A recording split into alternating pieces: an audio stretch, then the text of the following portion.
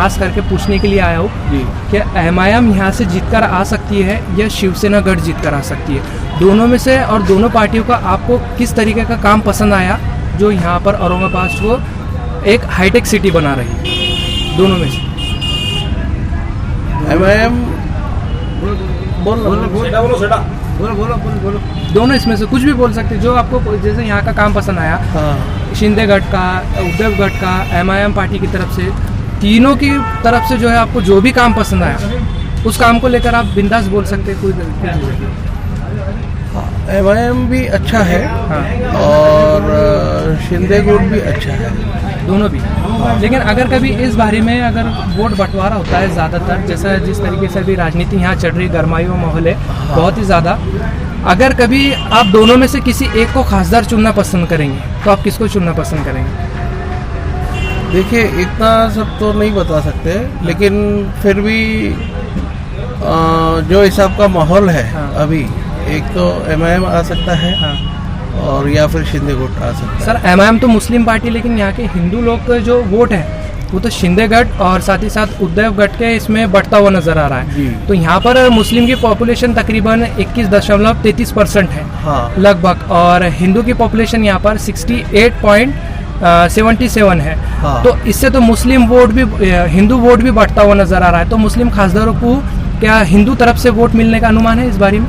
हाँ, OBC class का खास तौर पे तो सर OBC ने जो है, जैसा अभी वंचित बहुजन आघाड़ी है वो तो अलग इलेक्शन लड़ रही है इस बार नहीं, लेकिन फिर भी झुकाव MIM की तरफ ही रहेगा।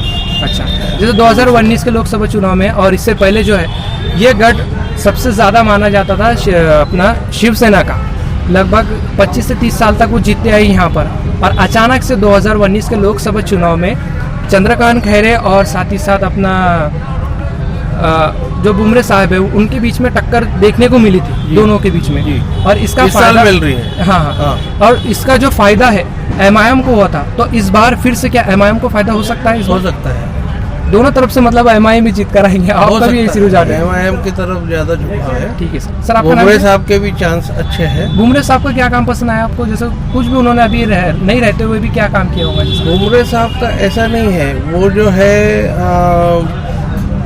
मोदी साहब के कमल के साथ जुड़े हुए हैं। हाँ। तो उनका जो देश में काम चल रहा है हाँ। वो भी अच्छा है, नाम अच्छा है। सर अभी प्रधानमंत्री नरेंद्र मोदी जी ने जी। अपने एक बयान के अंदर कहा था कि कांग्रेस पार्टी वाले जो है जी। हिंदू महिलाओं का मंगलसूत्र छीनकर मुस्लिम महिलाओं को दे रहे, तो आपको क्या लगता है? वो राजनीति है, उससे हाँ। कुछ लेना देना नहीं है, वो एक राजनीति उसका है। कुछ इफेक्ट यहाँ पर महाराष्ट्र के नहीं, अंदर उसका कोई इफेक्ट नहीं गिरेगा। बाकी औरंगाबाद के हिसाब से, संभाजी नगर के हिसाब से, एक तो MIM के चांस अच्छे हैं, दूसरा बुमरे साहब भी आ सकते हैं, दोनों में से। सर भारतीय जनता पार्टी वाले लगातार कहते हैं कि MIM जो है और इम्तियाज जलील और बैरिस्टर असदुद्दीन अवैसी जो है वो भारतीय जनता पार्टी की B टीम है। इसको लेकर आपकी क्या राय है? जैसा ये वो भी हर इलाके में, जैसे जहाँ पर भारतीय जनता पार्टी उम्मीदवार लड़ाती है तो उसके अपोजिट में वो अपना उम्मीदवार लड़ा देते हैं क्रॉस वोटिंग करने के लिए। तो आपको क्या लगता है कि वाकई में MIM पार्टी जो है भारतीय जनता पार्टी की B टीम है? ये भी राजनीति है, इसके लिए भी ज़्यादा कुछ बोलना सही नहीं रहेगा, क्योंकि ये बहुत बड़ी लेवल की बात है। ये आम आदमी नहीं इसके ऊपर कुछ बता सकता।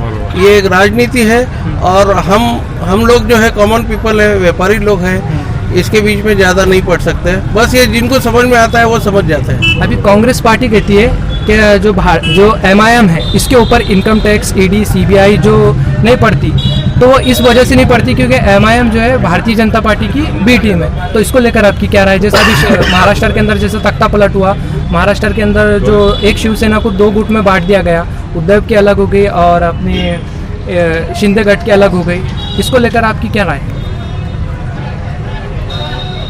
बस ऐसा आप समझ सकते हैं कि हो सकता है कि B टीम भी हो, लेकिन कैसा है, आम आदमी का इस पर कुछ भी टिप्पणी करना सही नहीं रहेगा, क्योंकि हम लोग व्यापारी लोग हैं, हम ये राजनीति में नहीं पढ़ते। लेकिन काफ़ी लोग बोलते भी हैं ऐसा कि हो सकता है कि B टीम भी हो। अभी बैरिस्टर इम्तियाज जलील साहब ने जो है यहाँ पर अपने आम नागरिकों के लिए ऐसा क्या खास किया है जो इस बार फिर से जो है इम्तियाज जलील को लोग चुनकर लेकर आना पसंद करेंगे? देखिए, आज तक तो किसी को कोई परेशानी नहीं हुई इम्तियाज जलील साहब से, कोई किसी को परेशानी नहीं हुई है, काम भी सब शांति का रहा है। लेकिन फिर भी कैसा है कि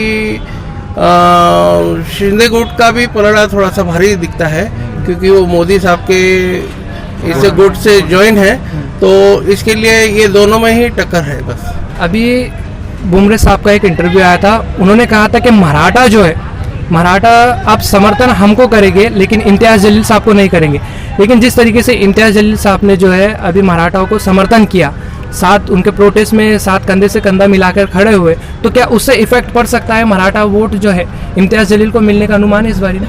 नहीं, डाउटफुल है, वो शायद नहीं जाएंगे। मतलब बढ़ जाएगा दोनों इसमें, जैसे शिंदे गुट और साथ ही साथ उद्धव गुट के इसमें, हाँ वो वोट बढ़ जाएंगे। और वो दोनों वोट बढ़ने की वजह से इम्तियाज़ जलील साहब को उनकी टिकट निकलने के ज़्यादा चांसेस है। ठीक है, चलेगा। नाम क्या है आपका? मनोज कर्मानी।